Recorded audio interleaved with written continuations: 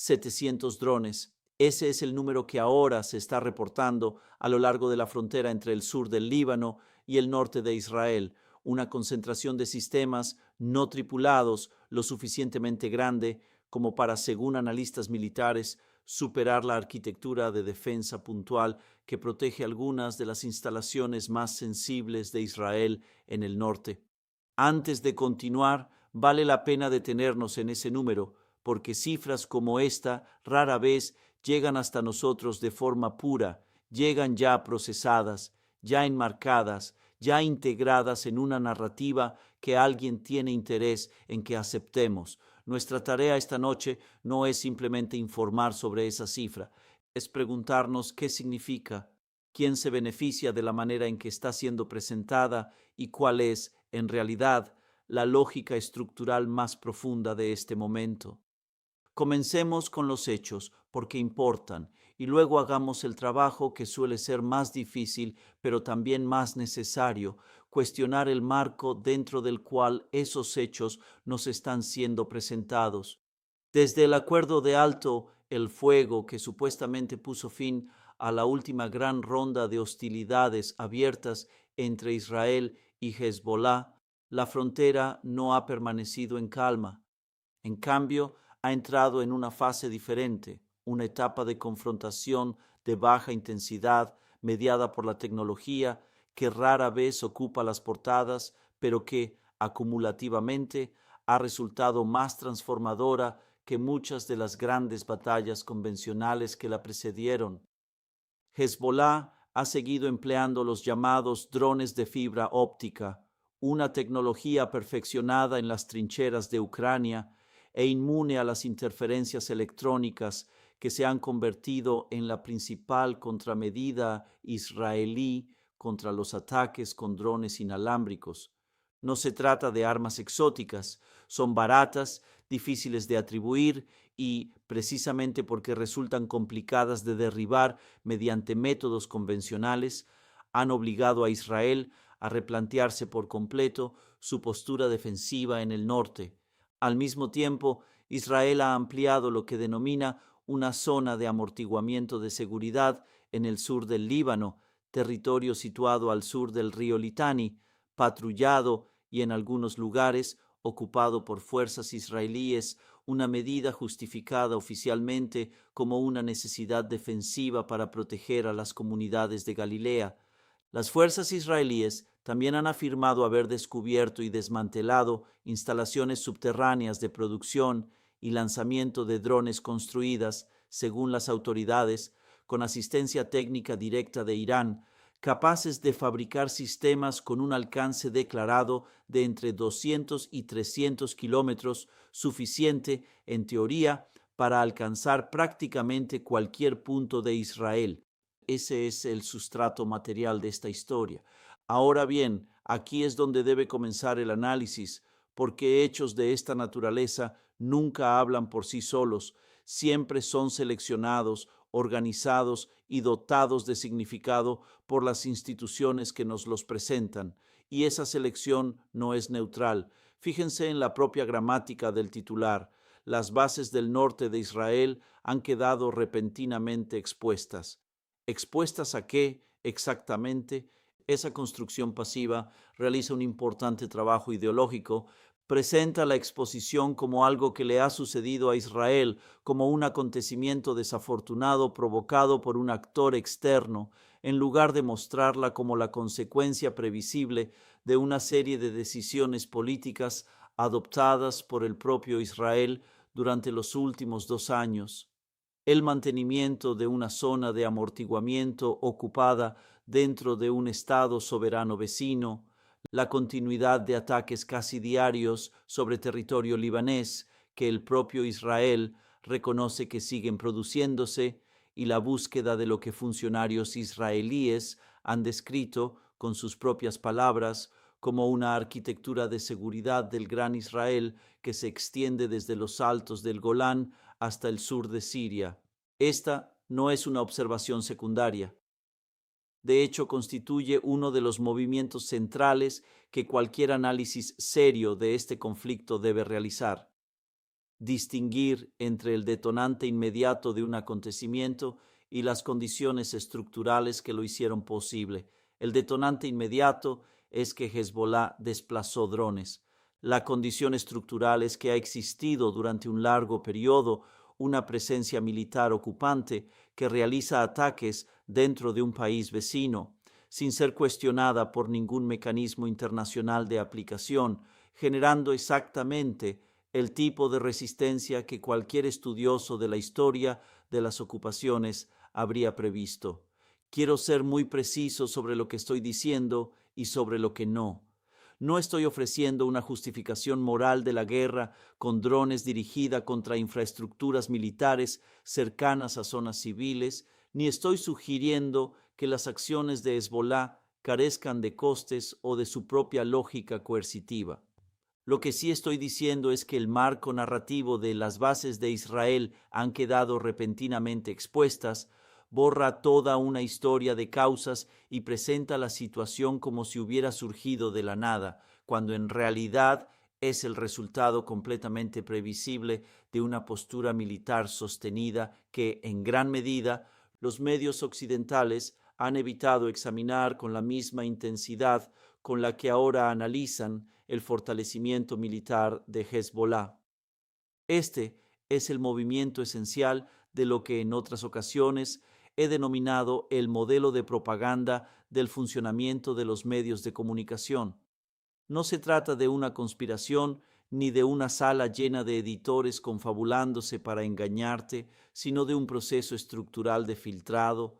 Ciertos hechos atraviesan ese filtro con facilidad: los movimientos de tropas de un adversario, la acumulación de armamento por parte de un enemigo designado o los arsenales de drones en manos de un actor no estatal catalogado como organización terrorista. Otros hechos encuentran mucha más resistencia para atravesarlo: la magnitud y la duración de una zona de amortiguamiento ocupada, los ataques diarios llevados a cabo por la parte militarmente más poderosa, o la asistencia técnica y la cobertura diplomática proporcionadas por una superpotencia mundial a uno de los bandos del conflicto. Ambas categorías de hechos son reales. Sin embargo, solo una de ellas suele organizar el titular. Hablemos por un momento de la teoría de la disuasión, porque es precisamente aquí donde se genera una gran parte de la confusión, muchas veces no de manera deliberada, sino mediante la adopción acrítica de un vocabulario que ya incorpora un juicio de valor. Cuando un Estado acumula una gran fuerza convencional o tecnológica a lo largo de una frontera en disputa, eso se describe dentro del lenguaje dominante de los medios como una postura defensiva, una arquitectura de seguridad o una estrategia de disuasión. Cuando un actor no estatal, incluso uno que, más allá de cualquier otra consideración, actúa como autoridad militar y política de facto sobre amplias zonas de un país soberano, hace algo equivalente, se describe como una amenaza, una escalada militar o una provocación que exige una respuesta. La elección de las palabras no es casual. Antes incluso de que se formule cualquier argumento, ya determina quién tiene derecho a defenderse y quién simplemente representa una amenaza. 700 drones concentrados a lo largo de una frontera son, desde un punto de vista estrictamente técnico y militar, funcionalmente idénticos, independientemente de que pertenezcan a un Estado o a un actor no estatal. Constituyen una capacidad que modifica el cálculo estratégico del adversario. Lo que cambia no es la física de los drones. Lo que cambia es la legitimidad que cada parte recibe de antemano a través del marco interpretativo con el que se cuenta la historia.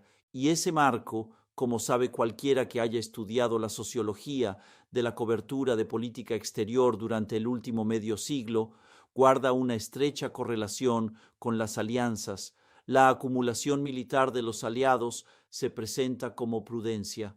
La acumulación militar del adversario se presenta como agresión. Les pediría que mantuvieran simultáneamente dos hechos en su mente, porque precisamente eso es lo que la estructura narrativa dominante suele impedir.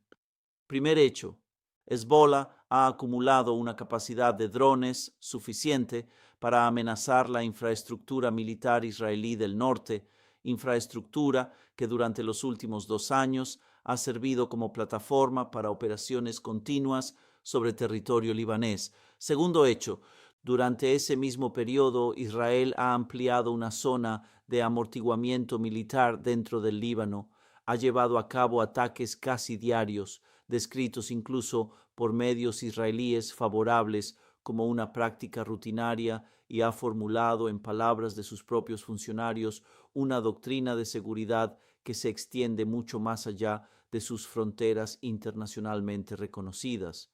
Ninguno de estos hechos invalida al otro, ambos son verdaderos al mismo tiempo. La pregunta que realmente merece hacerse es por qué solo uno de ellos organiza el titular que dio origen a este video. Aquí es donde, en mi opinión, el análisis adquiere una verdadera urgencia, porque lo que estamos presenciando no es simplemente un sesgo informativo, es la arquitectura inicial de la fabricación del consentimiento para lo que podría convertirse en la siguiente fase de una guerra abierta. Consideremos la secuencia. Primero, se informa sobre una capacidad militar utilizando los términos más alarmantes posibles. 700 drones. Las bases quedan repentinamente expuestas, una amenaza existencial para los centros de población israelíes. Segundo, los responsables políticos, en este caso, según se informa, el propio primer ministro Benjamín Netanyahu, responden públicamente con un lenguaje que enfatiza la escalada, aumentar los golpes, incrementar la intensidad. Tercero, esa respuesta no se presenta como una decisión de escalada tomada por un actor político con sus propios incentivos internos y de coalición, sino como una reacción natural, casi física, ante una amenaza externa, un tipo de respuesta que ya no requiere un examen más profundo porque previamente ha sido presentada como inevitable a partir de la capacidad militar alarmante descrita en el primer paso. Se trata de una secuencia clásica y vale la pena identificarla precisamente porque reaparece en tantos conflictos que reconocer el patrón termina convirtiéndose en un ejercicio casi mecánico. Identificar la amenaza, amplificar la amenaza, presentar la respuesta de escalada como la única reacción racional frente a esa amenaza, cerrar cualquier discusión sobre respuestas alternativas, una desescalada negociada, mecanismos internacionales de supervisión o una retirada recíproca, simplemente evitando presentarlas desde el principio como opciones reales.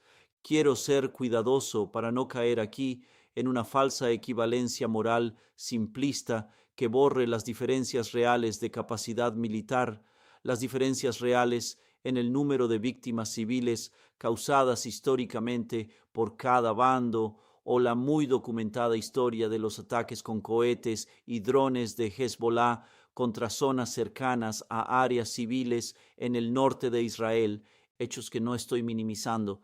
La cuestión no es que ambas partes sean igualmente culpables dentro de una aritmética moral reduccionista.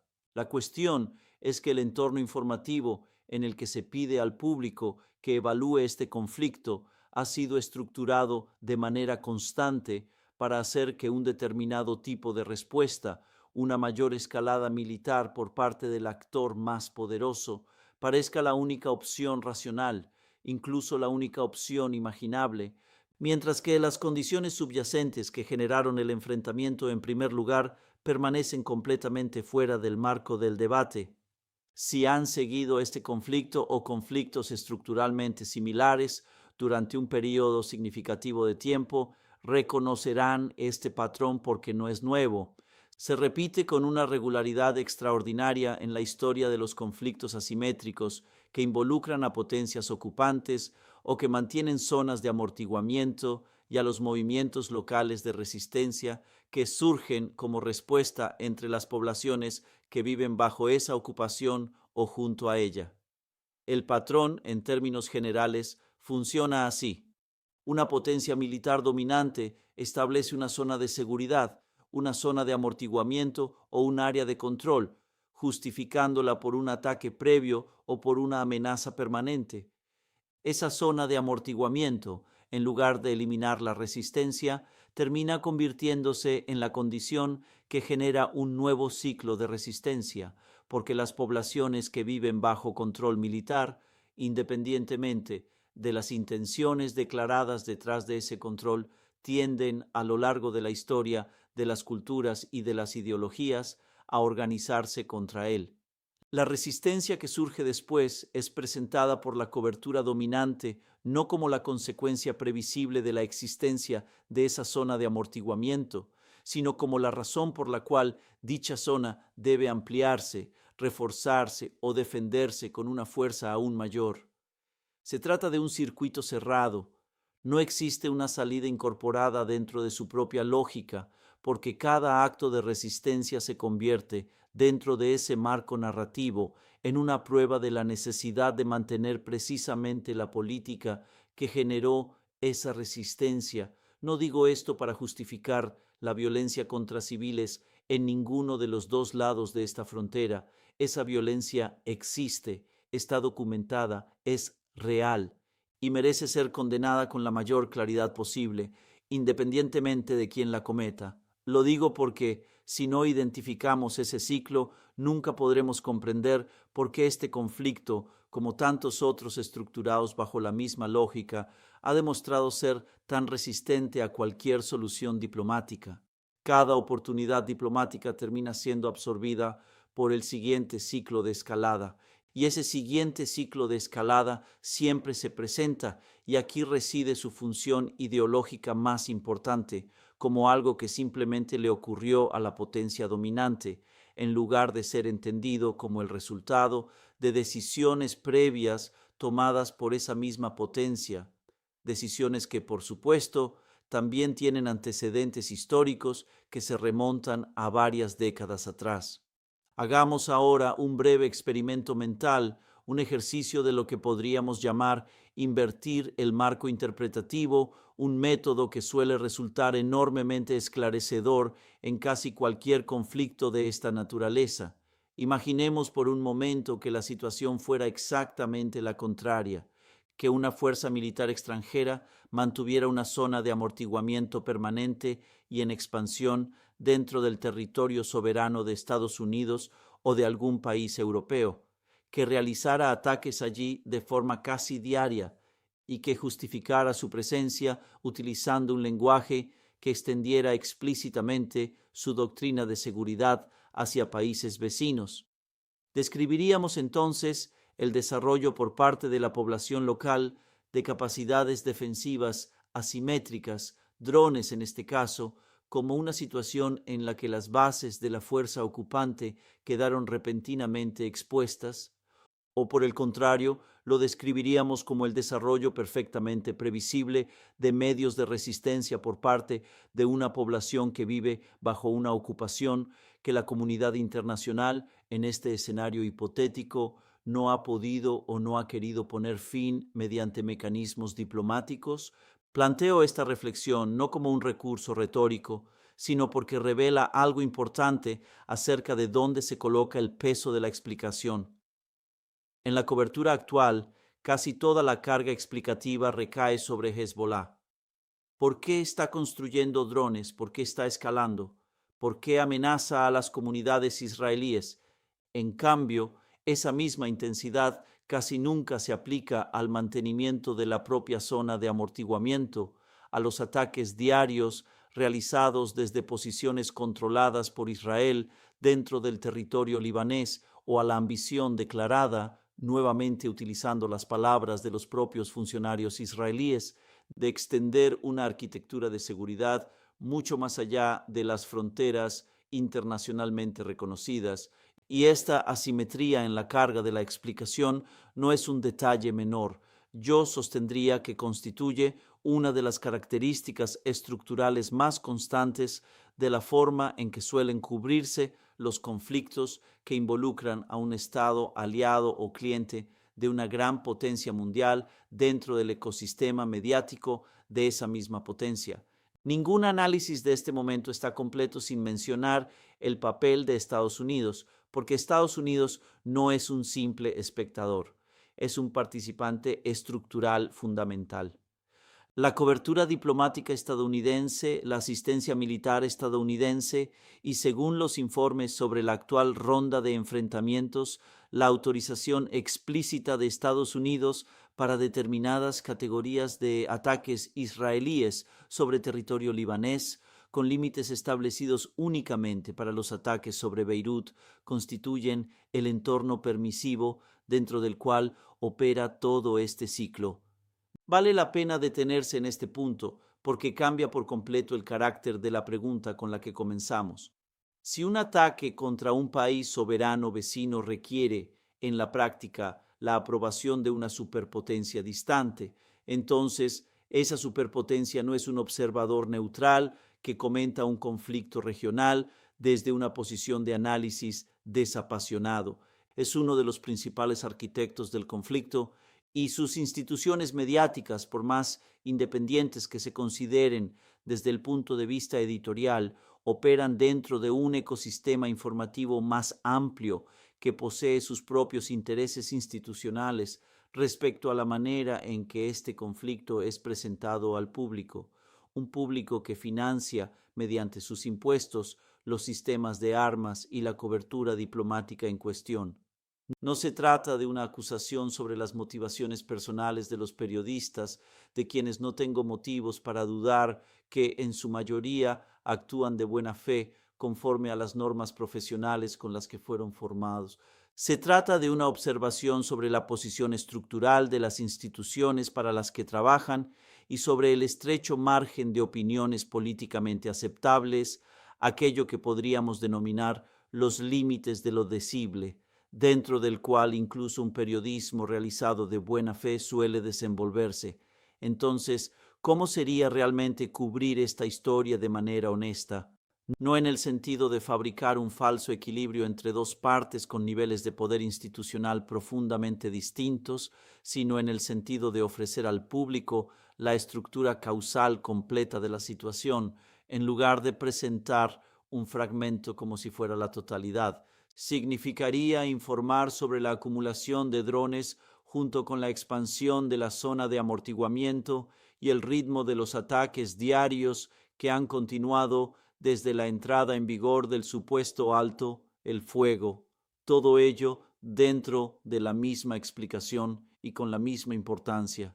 Significaría mencionar las ambiciones territoriales expresadas por los funcionarios israelíes con el mismo nivel de precisión y el mismo escepticismo que actualmente se reserva para las capacidades declaradas de Hezbollah. Significaría preguntar de manera seria y constante qué mecanismos diplomáticos de supervisión internacional o de desescalada han sido propuestos, por quiénes y por qué han fracasado o nunca llegaron a implementarse, en lugar de presentar una nueva escalada militar como la única respuesta posible una vez que una amenaza ha sido descrita. Y también significaría reconocer que el papel de los patrocinadores externos, Estados Unidos en el caso de Israel e Irán en el caso de Hezbollah, es un elemento central del análisis y no un aspecto periférico, porque ninguno de los dos actores implicados en este conflicto actúa en ningún sentido serio completamente por su cuenta. Quiero concluir siendo completamente honesto sobre lo que realmente está en juego aquí, porque creo que existe una tendencia cuando realizamos este tipo de análisis estructural a dar la impresión de que estamos participando en un ejercicio académico abstracto separado de sus consecuencias reales. No es así. Las poblaciones del sur del Líbano y del norte de Israel son quienes viven en el sentido más inmediato y más físico posible dentro de las consecuencias de las decisiones de encuadre informativo que hemos estado analizando esta noche. Cuando un entorno mediático presenta de forma constante la escalada como algo inevitable y la desescalada como una postura ingenua, no se limita a describir la política, también contribuye a producirla al reducir el abanico de opciones legítimas que los responsables de la toma de decisiones consideran disponibles, responsables que, a su vez, responden al clima de expectativas que sus propias sociedades han sido preparadas para aceptar. 700 drones es una cifra real que describe una capacidad real con consecuencias reales para las personas que viven bajo las posibles rutas de vuelo de esos drones, pero esa cifra llega hasta ustedes integrada en una historia que ya ha tomado determinadas decisiones en su nombre. Decisiones sobre la causalidad, sobre quién representa una amenaza y quién simplemente se defiende, sobre qué acumulación militar requiere una explicación y cuál se da por sentada como parte del contexto. Nuestra tarea, como espectadores y como ciudadanos de las sociedades cuyos gobiernos están implicados en este conflicto, ya sea de forma directa o mediante el apoyo diplomático y material que lo sostiene, consiste en rechazar el marco interpretativo que ya nos ha sido entregado y en insistir en formular la pregunta anterior. No simplemente qué ocurrió, sino qué estructura de poder hizo que este resultado fuera el desenlace previsible. Ahí es donde debe comenzar el verdadero análisis de este momento, no con el número de drones, sino con la estructura que hizo necesaria su existencia.